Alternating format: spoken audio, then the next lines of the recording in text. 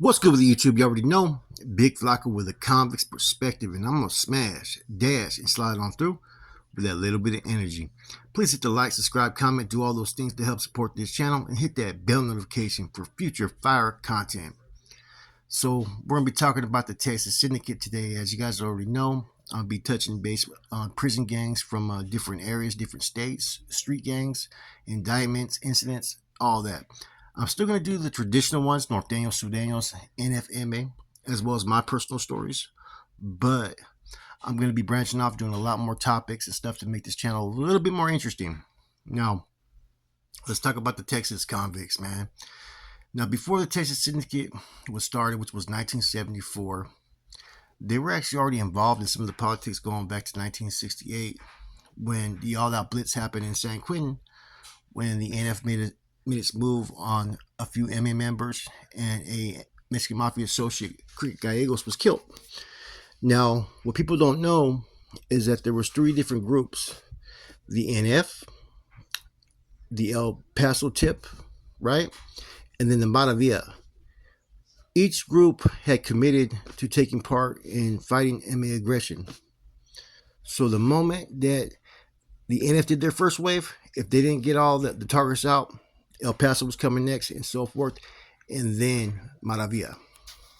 Now, the TS were formed by individuals that were from Texas: Juan Pajaro Solis, Francisco Panchito Gonzalez, right? As well as there was only one member who wasn't originally from Texas, which was Tomas Tommy Chavez. Everybody else was from Texas, and I believe that they first started basically in Folsom and San Quentin. Now, they established the tip at that time, or, Texas Syndicate, with 8 rules at first. They later expanded it, but they decided to call themselves the El Sindicato Tejano, which is basically Texas Syndicate. Now, they also decided that they would no longer assist anybody that was just from Texas, right? You had to basically be in good standings with their organization. Now, an official logo was drawn up, made of a T superimposed with an S. Inmates who passed a 2-year probation period and background check were given the copia, which was the symbol. Now, it is believed that that design came from the Folsom State Prison's East Gate emblem. Now, TS were heavily recruiting in the 70s, man, and they started to be recognized in California as one of the more violent organizations. Now, the TS, like all groups, man, they basically established themselves to protect their people from Texas, the Chicanos or Mexicanos, right? Now, at that time, they didn't really have any exact enemies. There were skirmishes here and there, man, like it's going to happen in prison, right? But in the late 70s, the NF killed the TS member DVI Tracy. Now, I think this is a hit that got Corny his actually NF membership granted, because he's the one that went up in the cell with this dude that was, they said he was a Chidoho, kind of like gay, right? And then Corny basically took the dude out, man, kind of like a Miklo situation and stuff, right? Okay, so relationships were kind of a little bit of friction. Now, later on, they became good, and a lot of that was due to Copas, right? Hector Gallegos from Salinas was able to form an alliance, basically, right, between the NF, Norteños, and whatnot. Now, that alliance was basically broken once again, right, due to lack of cooperation from both sides. Now, in the 80s, you basically had a split at that time, right? And that kind of severed ties amongst the Northerners and TS at that time. I guess by 1988, the Northern TS thing kind of fizzled out. And by then, you had a lot of individuals that were TS members that were being put on B&L lists or being labeled garbage. Now, since a lot of the old school NF members have hit the feds, and they were able to, basically communicate with some new individuals from the TS, it's allowed them to have a forced relationship once again.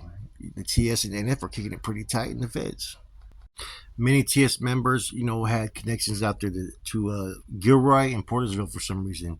Now, they also had a lot of TS members that congregated out there in Los Angeles, near downtown, called Bunker Hill. That area is now full of like modern day skyscrapers, but before, in the mid 50s, man, it looked a lot different. It was used for some location shots for the Oscar award-winning film LA Cop. Now, in the 70s and 80s, a lot of times gang coordinators and detectives on the streets would assume that the TS was affiliated with the Mexican Mafia. This wasn't true, but in reality, the TS were an independent group. They often either lead leaned one way, either the NF or MA. Now, later on in the 2000s, when Tejanos declared war on the Sureños, that may have changed things a little bit more because now the TS is not programmed on yards with Sureños. Believe it or not, there's actually a split on this. Panchito Gonzalez, who was the leader at the time, in 1983 caused a split basically within the TS because he sided with the MA. Now, Juan Solis Vela, aka Barajo, who was a founding member of the TS, had died. Also, other founding members, Gonzalez and Vero, were the following. Caballo Ferias, who was housed at TDCJ's McConnell's unit in 2008 and is still a leader. Sonny Garcia, Little Joe Miranda, Jungle Papi Acosta, Conejo Gonzalez, Goose Aguilar, Chicken Hawk Mendez, and Tommy Chavez, and Ruben de Houston. Some TS were sent to Texas institution or paroled there after they did their CDC terms. Many of them went to Texas, returned to Texas. Some were on the streets. Some got transferred from prison to prison. But in any form of event, they all ended up in Texas, and that's how the TS started to take off in the Texas Department of Corrections. Now, from 1975 to 83, the TS were able to fucking operate incognito because all the attention was on the NF and MA, A, B, and BGF. Therefore, their numbers started to multiply. And this group was really treacherous, man. I think there's an incident that happened in the OK Corral in San Quentin people have talked about. They were the first ones, I think, to bring plastic into, you know what I'm saying, the Department of Corrections in California. But when they got to Texas, man, they really started to blow up, man. They started to be probably one of the four main groups, I think, in Texas. Now, after the building tenders were eliminated, right, and that during that case, I think it was the Estelle case that we talked about before, you know, the Texas Syndicate started to grow. They started to be one of the main factors in the system. Now, they allowed members of other races, white as well, right, convicts, up until 1995 when they changed everything. Between 1980 to 1983, the TS was responsible for 4 homicides and numerous assaults. Between 84 and 85, there were 52 gang-related killings, many attributed to the Texas Syndicate in their war with the Mexican Army, or Texas Mexican Mafia. In 1992, the TS signed a peace treaty with the Mexican enemy, which created a split in the organization. Now, the TS also went to war with the Raza Unida, the Barrio Aztecas, and all kinds of different groups. They went to war with the Texas Chicano Brotherhood from 98 to 99, with the Barrio Aztecas from 94 to 96. In 1994, the TS declared war with the Barrio Aztecas over a homicide that happened in El Paso County. There was an individual named Carlos Troca Salinas who caused a split because he wanted peace with all the California factions like the Sureños, the Border Brothers, and whatnot. And a lot of people weren't agreeing with this at that time. In Troca's push, man, he pretty much folded, man. There was no way. There was too many other TS members who had influence who were not going to agree with him. So therefore, it's like the California Amendment where the majority rules and every carnal has a vote. Now, there was confusion at one time whether there was evidence that there was a TS-MA peace treaty between like Pablo Villagreen was allegedly related to the MA Black Bob Ramirez and tried to make amends. TS Gabe Huerta signed off on it with fellow TS Noel player Lerma, and Weddle Shy Rock and Champ Mendez signed it for the MA. Now, the individual Noel Lerma, aka Player, was leader of the federal Texas Syndicate at Belmont, but later indicated he actually got involved in a few political matters, such as the peace treaty with the California MA.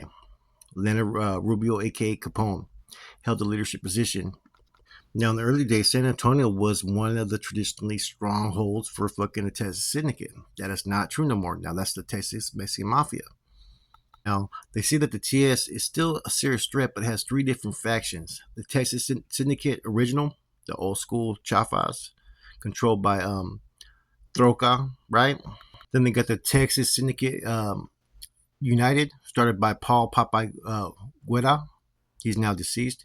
And the New Breed, which is the TS New School.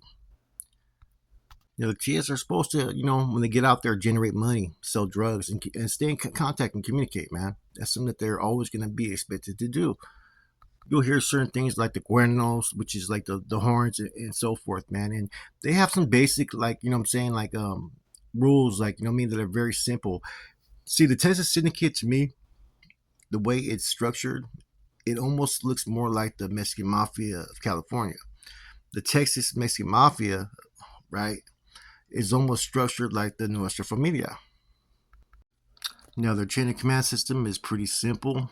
They have an informal one. They call it the CIAS. They have the Jefe, which is the Institute headman. I think this position's been replaced.